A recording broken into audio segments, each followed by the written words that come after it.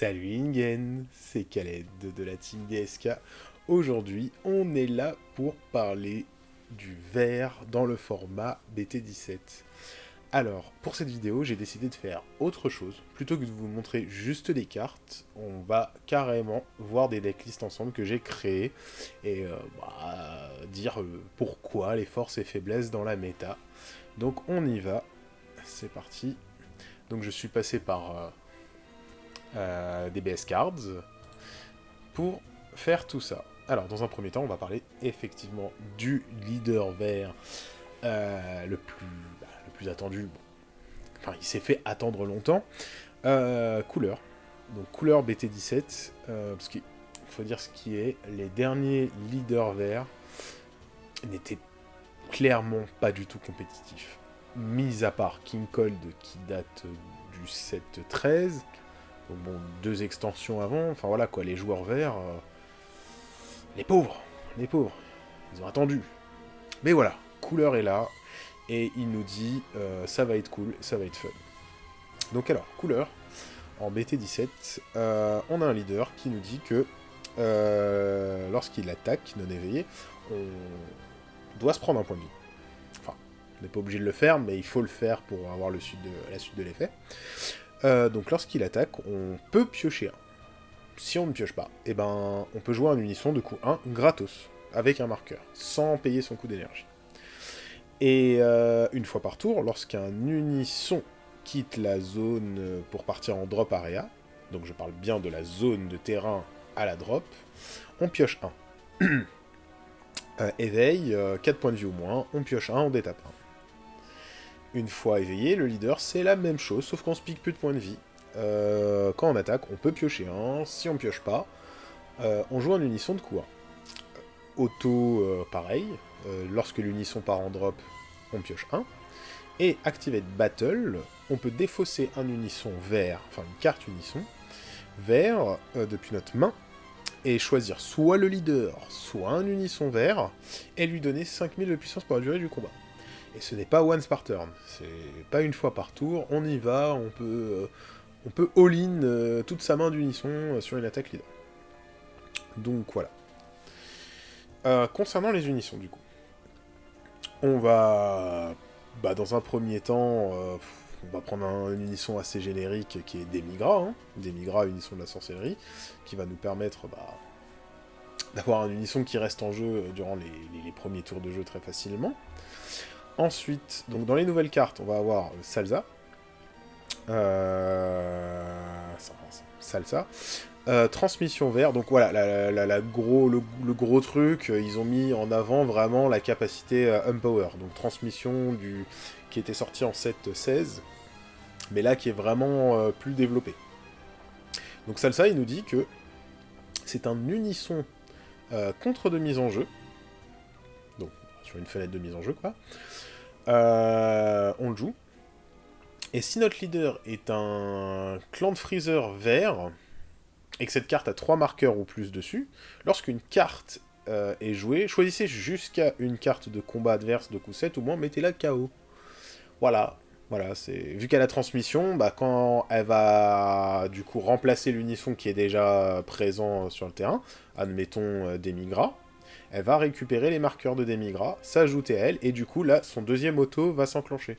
Donc, lors de la vérification, l'unisson sera déjà à 3 marqueurs, et donc son effet sera rempli, et pourra mettre KO une 7 ou moins. Donc, imaginez la fête entre cette unisson-là, et forcément, Freezer, méchant charismatique. On va pouvoir gérer 2 fois des coups 7 ou moins sur le terrain adverse. Donc, c'est plutôt sympa. Plus 1 et gagne 5000 de puissance pour la durée du tour. En activation principale. Donc Naze, même chose, enfin transmission 2. On annule l'attaque, on la joue. Donc là c'est un contre-attaque. Si elle a 3 marqueurs ou plus, on peut choisir une carte de combat adverse et lui dire qu'elle ne pourra pas attaquer jusqu'à la fin du prochain tour adverse. C'est plutôt sympa aussi pour geler les cartes. Ensuite, l'ASR, Freezer, Galactic Dynasty, transmission vert, 3. Tant qu'il a 3 marqueurs ou moins, il ne peut pas attaquer. Il attaque avec 4 marqueurs, mais généralement quand on le joue, il les a les 4. Auto, limite 1. Lorsque cette carte a 3 marqueurs ou plus, et qu'elle est jouée, votre adversaire défausse une carte de sa main. Plus 1, elle gagne 10 000 de puissance pour la durée du tour.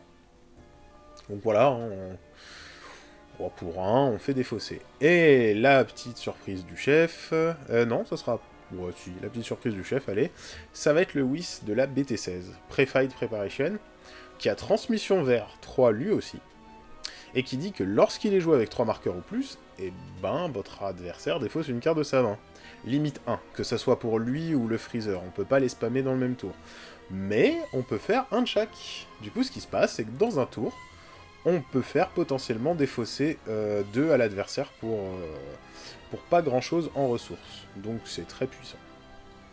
Bon, c'est une tech que j'aime bien, moi, personnellement. Ensuite, la masterpiece du deck, le boss monster, Golden Freezer Newfound Might. Donc il a transmission vers 4. Donc il va récupérer 4 marqueurs. Réplique, bloqueur. Donc contre-attaque, jouer cette carte avec 3 marqueurs dessus. Mais ça n'annule pas l'attaque. C'est juste, voilà, on la joue. Auto, si cette carte a 4 marqueurs ou plus, lorsque cette carte est jouée, choisissez toutes les cartes de combat adverses, mettez-la KO. Voilà, c'est simple, je prends pas la tête. Moins 4, activation principale. Si cette carte a 10 000 de puissance... Enfin, cette carte gagne 10 000 de puissance et tri-offensif et triple frappe pour la durée du tour. Et passez-la en mode action à la fin du tour. Donc on est sur une 30 000 répliques triple frappe. Hein. C'est pas rien quand même. On est sur un bon finisher, c'est un unisson. Donc il y a très peu de cartes qui vont comment dire, qui vont le cibler, qui vont être dangereuses pour lui. Donc bon, c'est la fête au village. Donc le boss monster du deck. Ensuite, en soutien, on va avoir un couleur, Mightiest Sibling in Space. Donc lorsque cette carte est jouée, on fait un top 5, on ajoute une carte à sa main. Enfin, on ajoute soit un unisson vert avec un coup spécifique de 3 ou moins. Et c'est tout, en fait, ça tu toques les unissons. Auto une fois par tour, lorsque un de vos unissons est placé dans la drop, on peut ajouter jusqu'à 1 point de vie à notre main, et cette carte gagne 11 000 de puissance. Donc ça devient une 15 000, c'est pratique. Ça donne de l'auto-éveil si on a besoin de s'éveiller un peu plus vite sur certains match-ups. Ensuite, on va avoir Paragus, 4 super combos, la Champa double frappe, le Goku, Genkidama propulsé, je trouve que 1, ça fait toujours pas de mal dans une compo verte, tant qu'on joue de l'unisson, pourquoi pas. Couleur, donc nouvelle carte pour l'archétype qui est incroyablement forte aussi. Elle nous dit qu'en gros, elle a double frappe, permanent pour chaque unisson vert dans la drop, on réduit son coût d'énergie de 1, donc dès qu'on a 3 unissons, la carte ne coûte que 1 à jouer. Oui, une 20 000, double frappe pour 1. Et auto, lorsque cette carte est jouée, on ne peut plus jouer de copie de cette carte pendant le tour. Donc c'est vraiment une fois qu'elle a touché le board. Et en addition, on peut choisir un unisson vert de coût 3 ou moins de notre drop et le placer sous le deck. Et si on le fait, votre adversaire se défausse d'une carte. C'est incroyable, je trouve. 20 000 double frappe pour 1 et l'adversaire se défausse. C'est l'équivalent du Goku du 7, hein, pour moi. C'est vraiment, Goku 7 pour 1, j'ai une 19 000 qui te met moins 15 000 et je pioche derrière. Bah là, j'ai une 1, 20 000 double frappe qui te fait défausser 1. Si elle est jouée, c'est-à-dire que si elle n'est pas jouée, quand elle est jouée, on peut pas jouer d'autres copies de cette carte, mais si elle a été counterplay avec un Trunks, elle a pas du tout été jouée. Donc on peut la retenter. Donc c'est très fort. Ensuite, 4 méchants charismatiques, un Gohan puissance cachée, pareil, ça fait pas de mal, hein, toujours 1, on joue vert, on joue Paragus, on cycle facilement les 1-10 000 quand c'est embêtant. Zamasu, fusionné, hein. On a Freezer, on a Gohan, let's go, hein. Vegeta SS4, salutations, feinte. Bon écoutez, j'ai... depuis la ban des cartes noires, il faut bien trouver d'autres espaces-temps, quoi. Et du coup, entre les deux meilleurs choix pour moi actuellement, en fait, ça dépend du style du deck, évidemment. Là, il y a du contrôle de main, donc pour moi, Vegeta est parfait. Sinon, le Goku SS3 double crit est très très bien aussi. Les anciens Mira sont très forts aussi. Là, le Mira qui a 30 000 déflexion et qui gagne 5 000 de puissance pour chaque carte en Warp.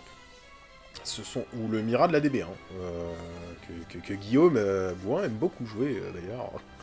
Le 30 000 double frappe, on pioche un, on détape un, enfin voilà. Là, aujourd'hui, on a vraiment, à mon sens, un pool d'espace-temps. En fait, on va plus bêtement sur Bardock SS4 ou sur Identity. Là, on essaie de trouver vraiment quelque chose qui correspond plus avec notre deck. Et donc, moi, j'aime bien. Ça me déplaît pas. Donc Vegeta, moi je trouve qu'il est très bien pour ce deck. Là, SR Kibitu Boo. Bah, là, pour moi, il y a marqué dans son texte, il y a tout marqué. Hein. Enfin, la carte a toujours été extraordinaire à la lecture, mais là, c'est, je sais pas, à la step-up pour moi. Parce que du coup, moi, je lis... donc, bon, si cette carte quitte votre zone, on la retire, là. Auto, boost d'esprit de quand cette carte est jouée depuis votre main. Choisissez une carte unisson adverse et prenez-en le contrôle. Activation principale, combat pour 2 verts. Jouez cette carte depuis votre main et votre adversaire ne peut pas attaquer avec des cartes de combat pour toute la durée du tour. Et c'est une double frappe. Tout ça pour 2. Sauf que du coup, quand on fait le Spirit Boost pour voler l'unisson adverse, notre unisson part en drop. Du coup, effet leader, on pioche 1. Incroyable. Pour moi, c'est... Voilà, cet SR est taillé parfaitement pour ce deck. C'est juste insane. Enfin, moi, ça m'éclate. Voilà. Donc, du coup, pour moi, il n'y a pas à réfléchir. C'est celle-là. Potentiel latent libéré, hein, on en prend 2. Et 4 clones meurtriers. Les potentiels, on pourrait les augmenter un peu, parce que c'est vrai qu'on n'a quand même pas beaucoup de draws dans le deck. Du coup, il faut faire gaffe. Alors, je vais essayer d'être un peu plus rapide pour les autres. Après, c'est du déjà vu, donc on va partir sur... pour moi, Cold, dans la méta, risque d'être... enfin, il est toujours fort, hein, Cold. Faut pas sous-estimer. Alors, il a perdu son finisher. Oui. Bardock SS4 était le finisher de Cold, pour moi. Les games que je gagnais avec Cold, c'était très souvent sur un Bardock SS4. Les games que je me suis fait prendre par King Cold, c'était sur du Bardock SS4. Je dirais à 80% du temps, donc... Le deck a perdu son finisher, mais il n'en reste pas moins, toujours aussi dangereux, tout en sachant que bah il a gagné, il gagne aussi l'unisson Freezer, il est vraiment jouable aussi dedans, mais ouais, je me vois pas retirer Roi Vegeta. Donc King Cold qui reste le top du top pour la méta verte, enfin quand on veut jouer vert. Bouh Bouh puissance sans faille. Boo a beaucoup gagné lors de cette banlist. Je m'explique. La perte de Identity l'a fait évoluer, quoi. Du coup, c'était déjà un deck très dangereux, c'est un deck qui a déjà gagné des tournois, c'est un deck très agressif, mais la Identity, bah, gérer plus ou moins tous les tokens, c'était pas facile. Là, il est aux anges.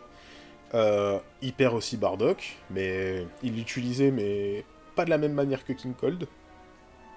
Et son seul gros problème pour moi dans la méta, ça va être le rouge.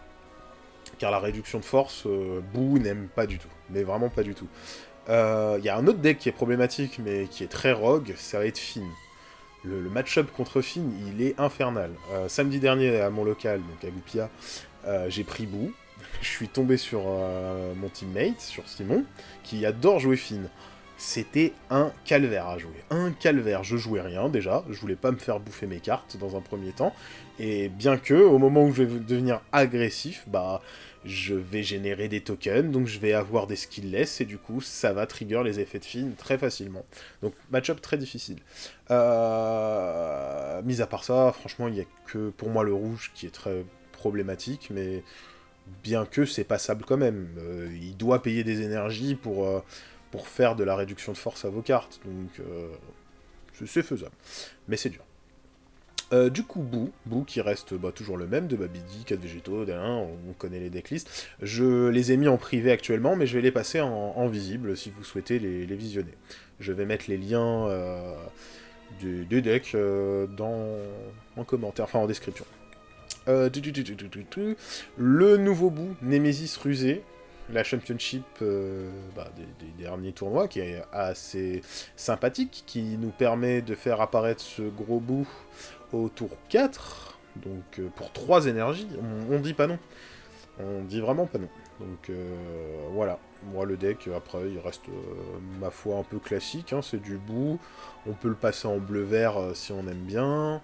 Moi j'aime bien les petites conneries comme un flux bleu, percée ciblée quand même pour ça, c'est obligé, hein, il faut stop turn les floodgates. Le piccolo, c'est le petit truc, ça peut partir clairement. Mais piccolo j'aime bien, ça me fait rigoler, c'est sympa. Oh là là.